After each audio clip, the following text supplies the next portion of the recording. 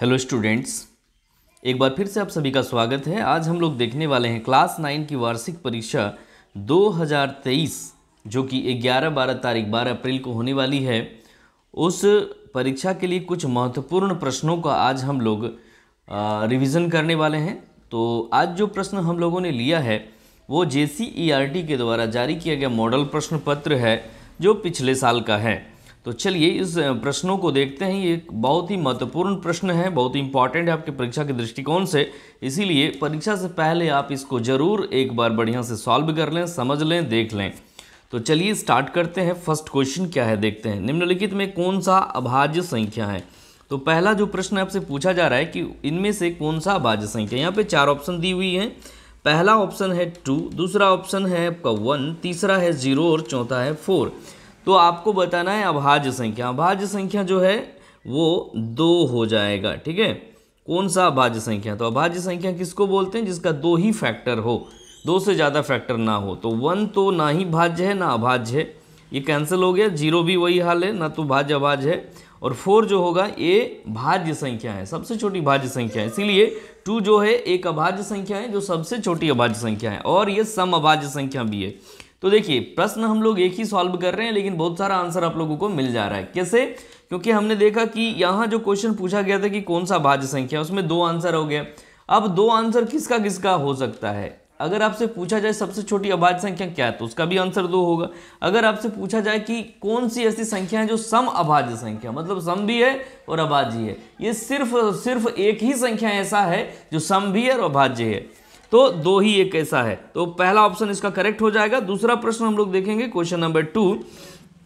2 पूर्णांकों का गुणनफल हमेशा क्या होता है? तो पूर्णांक आप लोग जानते होंगे 1, 2, 3, 4, 5, 6 ये सारे नंबर्स और उसके नेगेटिव ऋणात्मक -1, -2, -3, साथ ही साथ 0 को जब हम लोग ऐड एक साथ ले लेते हैं तो इस समूह को हम लोग पूर्णांक बोलते हैं। चलिए एक बार हम लोग इसको लिख के देख लेते हैं। जैसे -3, -2, -1, 0, 1, 2, 3 ये सब जो संख्याएं हैं तो ये सारे संख्याएं पूर्णांक है। अब इन पूर्णांकों का अगर गुणनफल हम करें तो हमें जो आंसर प्राप्त होता है वो क्या होता है वो हमें बताना है।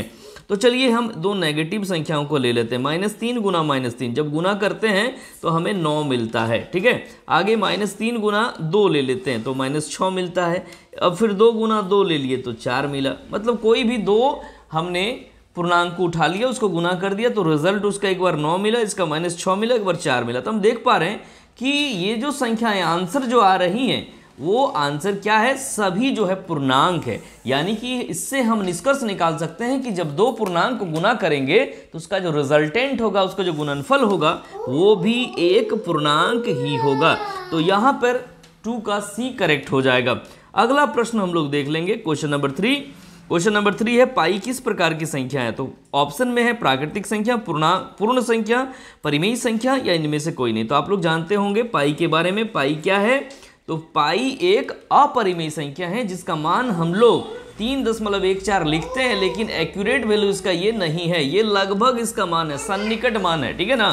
तो ये एक परिमेय नहीं, कंफ्यूजन यहाँ पे जब हम इसको देखते हैं तो इससे लगता है कि ये परिमेय संख्या है क्योंकि एक शांत दशमलव है, लेकिन ये ऐसा नहीं है। पाई जो है उसका एक्यूरेट वैल्यू ये नहीं होता है, पाई एक अपरिमेय संख्या है, ठीक है ना। तो पाई क्या है? अपरिमेय संख्या। यहाँ पे ऑप्शन नहीं है इसलिए इनमें से कोई नहीं, ऑप्शन डी हो जाएगा इसका करेक्ट। अगला प्रश्न हम लोग क्वेश्चन नंबर 4 देख लेंगे। वास्तविक संख्या है क्या है? वास्तविक संख्या परिमेय है, अपरिमेय है, ये भी दोनों है, इनमें से कोई नहीं है। तो हम लोग जानते हैं जो संख्याओं आप लोग पढ़े होंगे क्लास 9 तक आप लोगों ने परिमेय और अपरिमेय पढ़ लिया है।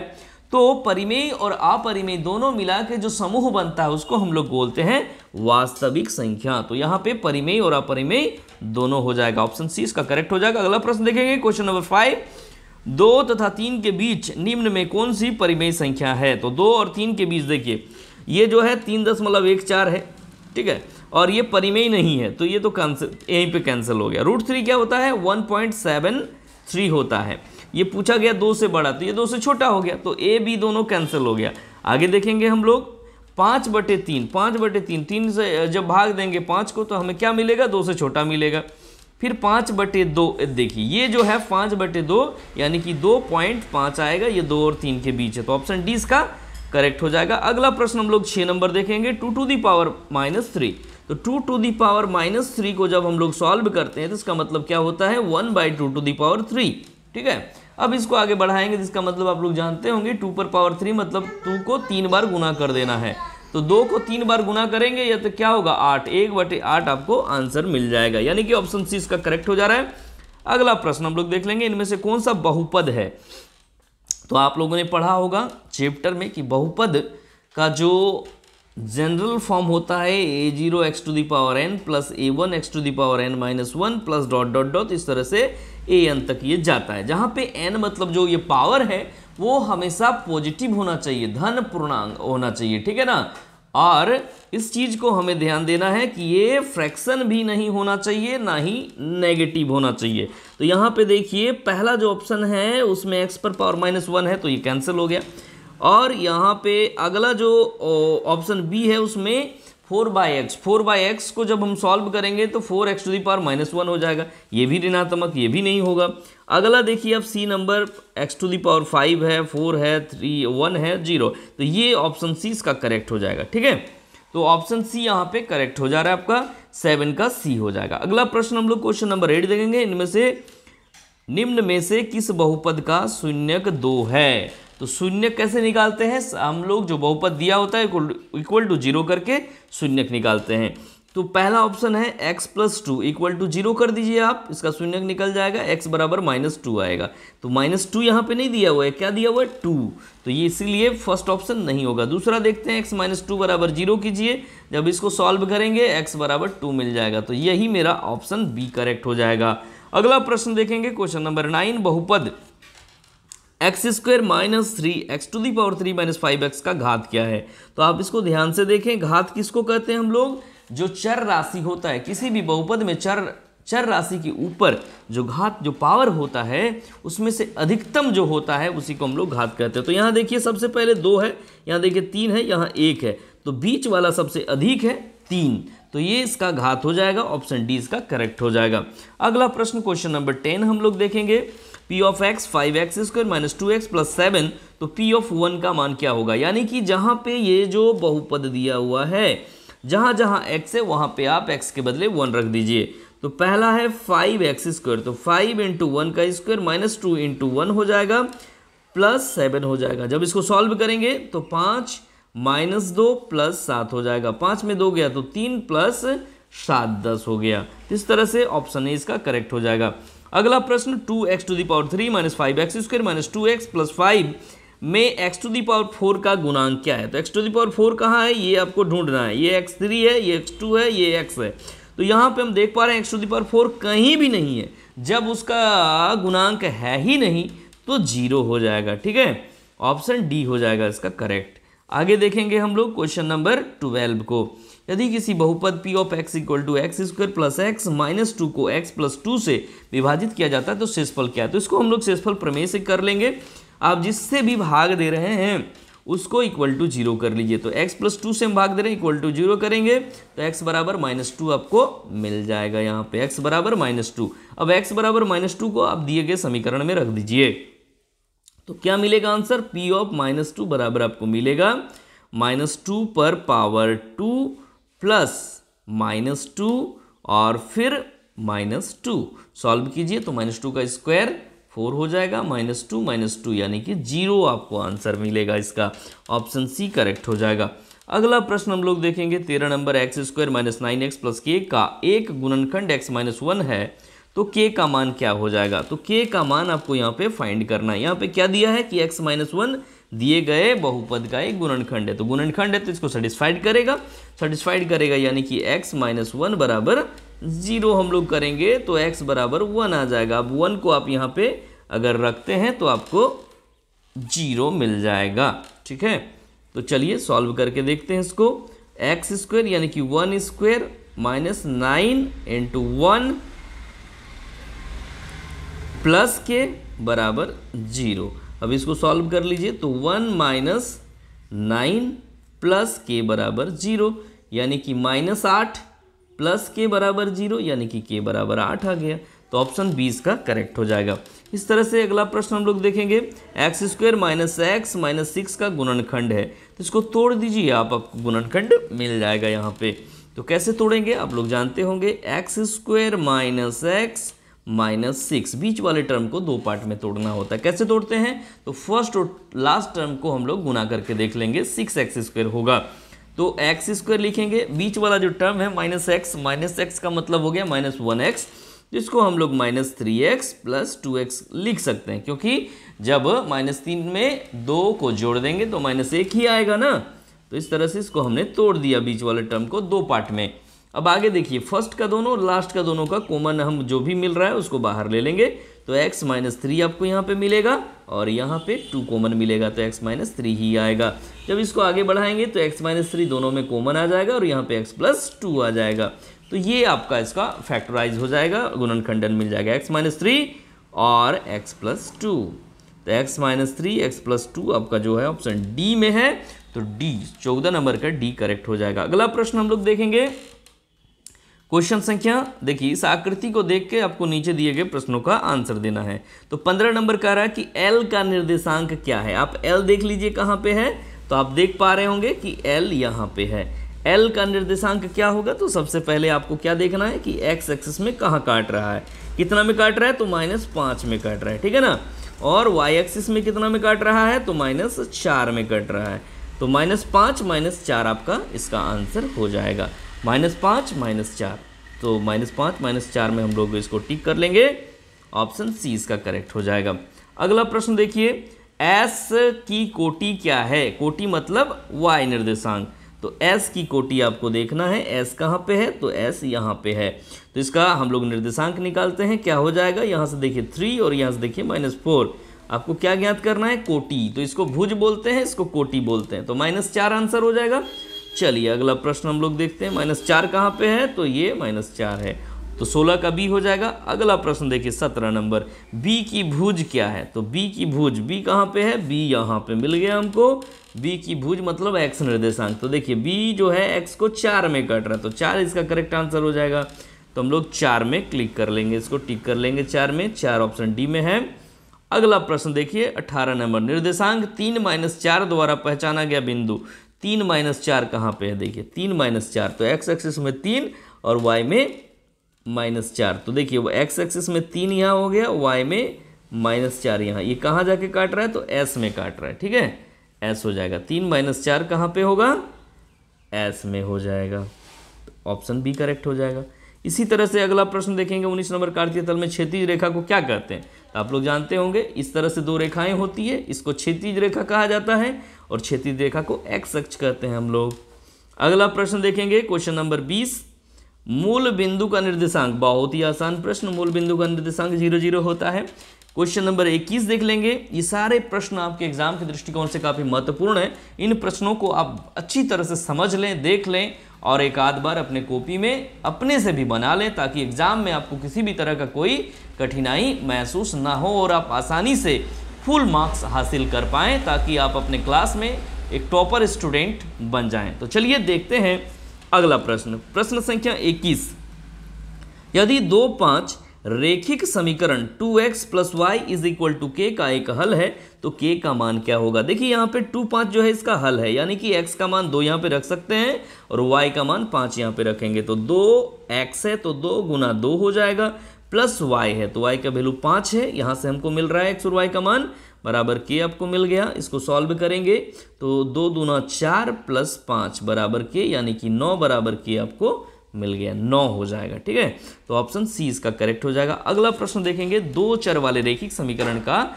मानक रूप, तो मानक रूप आप लोग जानते होंगे ax + by + c बराबर 0 होता है, यानी कि ऑप्शन ax by + c बराबर 0 ऑप्शन बी में है, तो बी इसका करेक्ट हो जाएगा। अगला प्रश्न देखिए, प्रश्न संख्या 23, समीकरण 2x + 3y + 7 को मानक रूप में ax + by + c के रूप में तुलना करने पर ABC का मान क्या हो जाएगा, आपको बताना। देखिए यहाँ पे ABC का मान, तो x के साथ जो होता है वो a होता है, a का मान 2 है, y के साथ जो होता है वो b का मान होता है, यहाँ पे 3 है, और c का वैल्यू यहाँ पे 7 दिया हुआ है, तो 2, 3 और 7, 2, 3 और 7 कहाँ पे है, 2, 3, 7 ऑप्शन सी में है, 2, 3 और 7, ठीक है ना।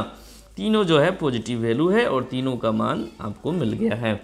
तो ऑप्शन सी करेक्ट हो जाएगा। अगला प्रश्न देख लीजिए, क्वेश्चन नंबर 24, x बराबर 2 y बराबर 4 निम्नलिखित में से किस रैखिक समीकरण का हल है। तो आप इसको रख के देखें, x का मान 2 और y का मान 4 रख दीजिए, तो 2 और 4 6 हो जाएगा। तो यहाँ पे हम देख पा रहे हैं 7 है, तो गलत हो जाएगा। चलिए यहाँ पे रखते हैं x का मान 2, तो 3 दूना 6 प्लस 4 10, ये भी कैंसिल हो गया। ऑप्शन सी देखेंगे, x का मान 2 रखिए, y का मान 4 रखिए, तो 4 तिया 12 और 2 14, ये भी कैंसिल। ऑप्शन डी बच गया, यही हो जाएगा। फिर भी रख के देखते हैं, x का मान कितना 2 रखना है, प्लस y का मान कितना 2 गुना y मतलब 4 बराबर कितना 2 दूना 4, सॉरी 4 दूना 8 प्लस 2 10, यानी कि ऑप्शन डी इसका करेक्ट हो जाएगा। अगला प्रश्न देखिए 25 नंबर, रैखिक समीकरण 4x - 6y बराबर 8 का हल है। तो हल कौन सा होगा, आप मान रख के देखिए, आपको पता चल जाएगा। पहला ऑप्शन लिखिए, कितना 3 3 है, x का मान 3 और y का मान 3 रख दीजिए इसमें, तो क्या होगा 4 तिया 12 माइनस 6 तिया 18, तो ये जो है कितना मिलेगा -6 मिलेगा। गलत है, माइनस यहाँ पे प्लस 8 है, तो इसीलिए पहला ऑप्शन कैंसिल हो गया। दूसरा ऑप्शन देखेंगे, ऑप्शन बी, x का मान 5 y का मान 2 रखिए, तो 5 चौके 20 आपको यहाँ पे मिलेगा, 20 माइनस 6 दूना 12, देखिए ये आंसर आपको मिल रहा है। 20 में 12 गया तो 8 आ जा रहा है ना, तो 5 चौके 20 माइनस 6 दूना 12, 8 आ जा रहा है, तो ऑप्शन बी करेक्ट हो जा रहा है। आप यहाँ पे जो भी निर्देशांक दिया हुआ है उसमें x और y का वैल्यू है, उसको रख के देख सकते हैं कि लेफ्ट और राइट दोनों और बराबर आ रहा है कि नहीं आ रहा है। तो 26 नंबर प्रश्न देखेंगे, यदि बिंदु 4 7 2x - y बराबर k द्वारा निरूपित रेखा पर स्थित है तो k का वैल्यू क्या हो जाएगा। तो उसी तरह से x का मान 4 और y का मान 7 रख दीजिए, आपको आंसर मिलेगा। तो 2 गुना 4 माइनस 7 बराबर k है, तो 4 दूना 8 माइनस 7 1 बराबर k हो जाएगा। तो k का मान आपको कितना मिला, 1 मिला, ऑप्शन 1। 27 नंबर प्रश्न देखेंगे, रैखिक समीकरण x + 3y बराबर 6 का आलेख y अक्ष के किस बिंदु पर प्रतिच्छेद करता है। तो ये देखिए, इसको अगर नहीं समझ पा रहे हैं तो इससे समझ लीजिए। तो कितना कितना है, x + 3y बराबर 6 का आलेख y अक्ष के किस बिंदु पर प्रतिच्छेद करता है। तो कोई बात नहीं, आप यहाँ पे वैल्यू को रखिए, आपको आंसर मिल जाएगा। तो y अक्ष पूछा है, y अक्ष कहाँ है, ये वाला। y अक्ष में क्या होता है, x हमेशा 0 होगा, तो x 0 होगा, यानी कि देखिए ये ऑप्शन ए तो हो नहीं सकता, ऑप्शन बी हो सकता है, सी नहीं होगा, ऑप्शन डी भी हो सकता है। ये दोनों में हमको देखना है कि कौन सा सही होगा, क्योंकि देखिए जब y अक्ष में है तो x का वैल्यू तो 0 होगा, हमको पता चल ही गया है। तो अब चलिए x का वैल्यू अब 0 रख के देखिए, तो 0 रखते हैं, तो 0 + 3y 6 रखिए, तो कितना मिल रहा है, 6 तिया 18, यहाँ पे 6 दिया है, तो ये गलत हो गया, ये नहीं हो सकता। ऑप्शन डी देखेंगे, तो x का वैल्यू अब 0 ले लीजिए, y का वैल्यू 2 लीजिए, 3 गुना 2 बराबर 6, देखिए ये मिल जा रहा है आपका यहाँ से। जब x का वैल्यू 0 लेंगे, y का वैल्यू 2 लेंगे, तो ऑप्शन डी आपका मिल जा रहा है, तो ऑप्शन डी इसका करेक्ट हो जाएगा। अगला प्रश्न देखिए 27 नंबर, 80 डिग्री का संपूरक कोण क्या। संपूरक कोण मतलब जानते होंगे, दो कोणों का योग जब 180 डिग्री है तो उसको संपूरक कोण बोलते हैं। तो एक हो गया 80, तो दूसरा क्या होगा 100, जोड़ के 180 आना चाहिए, तो 100 हो जाएगा, ऑप्शन बी करेक्ट हो जाएगा। 29 नंबर, वह कोण जो 0 से अधिक और 90 से कम है उसको न्यून कोण कहा जाता है। अगला प्रश्न देखेंगे, प्रश्न संख्या 30 देख लेंगे हम लोग। प्रश्न संख्या 30 देखेंगे हम लोग, उस कोण की माप क्या है जो संपूरक कोण का दुगुना है। तो मान लीजिए वह कोण x है, ठीक है, यहाँ पे मान के हम लोग बनाएंगे, और संपूरक कोण क्या होगा, तो संपूरक कोण 180 माइनस x हो जाएगा, क्योंकि दोनों का योग 180 होता है। अब क्या बोल रहा है, जो संपूरक कोण का दुगुना है, मतलब ये वाला 2 गुना है, तो बराबर करने के लिए क्या करना पड़ेगा, राइट वाला से 2 से गुना करके देखेंगे। अब ये आपका संतुष्ट कर दीजिए, आपको आंसर मिल जाएगा यहाँ पे। तो चलिए इसको सॉल्व करते हैं। x बराबर 360 माइनस 2x, अब इसको जब इधर लाएंगे तो 2x प्लस में हो जाएगा, 2x और 1 3x बराबर आपको मिलेगा 360, मतलब x बराबर 120, x बराबर 120, यानी ऑप्शन ए हो जाएगा। उस कोण की माप 120 है। अगला प्रश्न देखिए, नीचे दिए गए आकृति में क्या है, तो xy और mn बिंदु O पर प्रतिच्छेद करती है POY, देखिए POY कहाँ पे है, तो POY ये वाला कोण क्या है, 90 डिग्री है, लिखा हुआ भी है यहाँ पे, ठीक है ना। और AB का जो रेशियो है 2:3 है, AB का रेशियो कितना है, A है अगर 2 है तो B है 3, ठीक है, ये चीज़ आपको दिया हुआ है। तो देख लीजिए आप यहाँ पे, जब ये 90 डिग्री है तो ये भी 90 होगा ना, ये वाला 90 होगा। 90 में एक ए है एक बी है, तो ए प्लस बी कितना 90 डिग्री है। और यहाँ पे ए बी का क्या वैल्यू दिया है, तो 2x और 3x है। जब रेशियो में रहे तो x हम लोग लगाते हैं अपने से, तो हम लोग जो है कोण ए और कोण बी बराबर 90 डिग्री लिख सकते हैं कि नहीं, क्योंकि देखिए ये 90 है तो ये भी 90 होगा ना, 180 एक रेखा बनाती है ना। तो ये देखिए ए का वैल्यू क्या है, ए का वैल्यू 2x हो जाएगा। रेशियो में रहे तो x आपको अपने से लगाना है, ये 3x हो जाएगा 90, तो 3 और 2 5x बराबर 90, तो 90 को 5 से भाग दीजिए, x बराबर आपको 18 मिल गया। अब x बराबर अगर 18 है तो a बराबर 18 दूना 36 होगा, और b बराबर 18 या 54 होगा। तो b का मान 54 और a का मान 36 हो गया। आपको क्या निकालना था, c का मान। तो c का मान, c आपका कहाँ है, इसके नीचे है। तो देखिए c अगर नीचे है, ये वाला क्या है, एक रेखा है, तो ये भी कोण कितना होगा, 180 डिग्री होगा। 180 में b का मान है 54 और c का मान निकालना है, तो 180 में 54 को माइनस कर दीजिए, आपको आंसर मिल जाएगा। कितना होगा, 126 हो जाएगा। ऑप्शन डी करेक्ट हो जाएगा। ठीक है, ऑप्शन डी हो जाएगा इसमें। अगला प्रश्न देखिए 32 नंबर प्रश्न। 32 नंबर क्या दिया हुआ है, तो देखिए ध्यान से, नीचे दी गई आकृति में ABCD और CDEF पैरेलल है, जिसमें y और z का रेशियो 3 साथ है। y अगर 3 है, ठीक है, y 3 है तो z 7 है। अब देखिए आप, जब AB और EF क्या है, ये दोनों कोण क्या है, इसको x को और z को क्या कहेंगे, तो अल्टरनेट इंटीरियर एंगल कहेंगे। ठीक है, अंतःकांतर कोण, और ये दोनों बराबर होता है, तो x का मान जितना होगा z का मान उतना ही होगा। तो यहाँ पे z का मान 7x में दिया हुआ है, तो यहाँ पे भी x 7 होगा। ठीक है, तो देखिए ये 7 हो गया और ये 3 हो गया, 7 और 3 दोनों मिला के एक ही ओर के अंत कोण का योग कितना होता है, 180 डिग्री होता है। तो 7 3 10x बराबर 180 हो गया, तो x बराबर 18 हो जाएगा आपका। अब आपको क्या निकालना है, x निकालना है। तो x यहाँ पे आपका, ये जो x था वो हमने अपने से माना है, और ये x यहाँ पे कितना दिया है, 7 दिया है, तो 7 गुना x, एक्चुअल में x जो है वो 7 गुना 18 हो जाएगा। तो 18 को 7 से गुना कर दीजिए, आपको आंसर मिल जाएगा। 7 दूना 14, 140 में आप 14 घटा दीजिए, तो 140 में 14 घटा दीजिए, 126 मिल जाएगा ना। ऑप्शन बी करेक्ट हो जाएगा।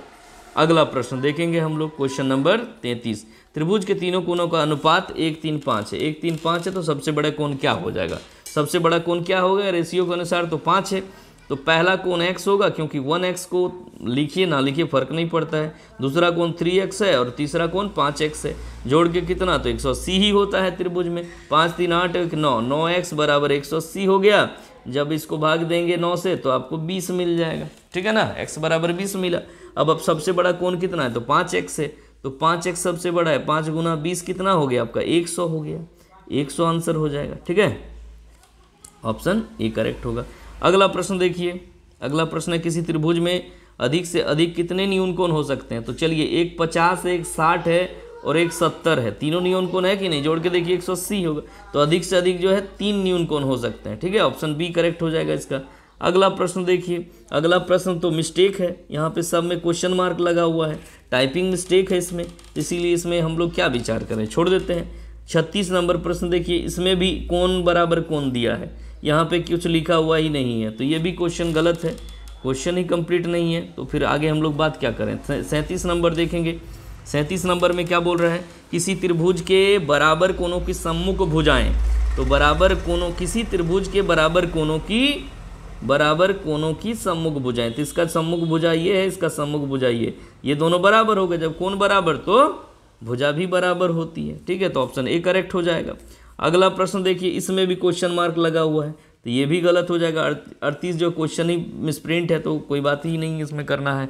आगे देखिए, नीचे दी गई आकृति में AD भुजा BC का लंब समद्विभाजक है। ध्यान दीजिएगा, यहाँ पे लंब समद्विभाजक है, मतलब ये वाला जितना है ये वाला उतना है, और ये इस पर लंब है। तो ये जो है इस पर भी है, इस त्रिभुज में भी, इस त्रिभुज में, ये भुजा इसमें है, ये भुजा इसमें है, ये 90 डिग्री, ये 90 डिग्री। तो 3 चीज़ हमको मिल रहा है, साइड एंगल साइड। देखिए, ये साइड, फिर एंगल, फिर ये साइड।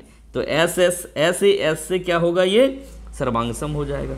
अगला प्रश्न देखिए, 40 नंबर, किसी सर्वांग सम त्रिभुज की संगत भुजा क्या होती है, तो बराबर होती है। सर्वांग सम का बात यहाँ पे सर्वांग सम बराबर में ही होती है। तो इस तरह से कुल 40 प्रश्नों को आज हम लोगों ने सॉल्व किया है, जो कि JCERT के द्वारा जारी किया गया है, पिछले साल या उससे पिछले साल का है। ये सारे प्रश्न काफ़ी महत्वपूर्ण हैं। इन प्रश्नों को आप ज़रूर एक बार सॉल्व करें और समझ ले बढ़िया से, ताकि आप एग्जाम में अच्छे मार्क्स को हासिल कर पाएँ। अगर वीडियो को अच्छा लगा हो तो लाइक करें, अपने दोस्तों को शेयर करें, और चैनल अगर सब्सक्राइब अभी तक नहीं किए हैं तो कर लीजिए। थैंक यू, मिलते हैं नेक्स्ट वीडियो में।